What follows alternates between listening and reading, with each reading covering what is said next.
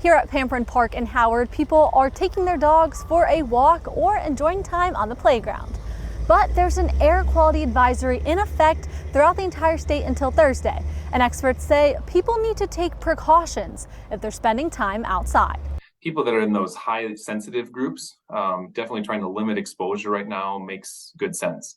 And if you're someone who's generally pretty healthy and enjoys outdoor activities, I don't think you necessarily want to completely avoid doing anything, but it might make sense to, instead of doing high intensity exercise, pull back for a couple of days. Dr. Stephen Gale with Prevea Health says right now air quality levels are unhealthy, not just for sensitive groups, but for everyone.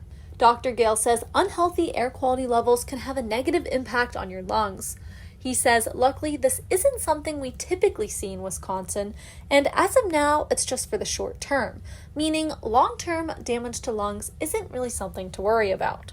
But he says breathing in the air still means you're breathing in some particles that aren't too different from cigarette smoke, which can cause some lung inflammation, and that can make people feel sick. You often end up with, some reactions that can affect our breathing. They can affect and cause some irritability in our eyes or in our respiratory tracts, like our nose, lead to some irritation, runny nose. Drew Knapp says he hasn't noticed any breathing issues being outside, but was sneezing more than usual.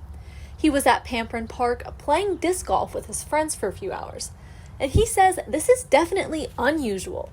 Yeah, no, I was just talking with my friends. I was like, we don't really remember it in at least recent years being like this hazy in the summer. So the air quality's been, past couple weeks, been kind of on and off. Dr. Gale says if you do get short of breath or experience breathing issues that don't clear up after a few hours, it's best to reach out to a doctor. In Howard, Katie Shiro, NBC 26.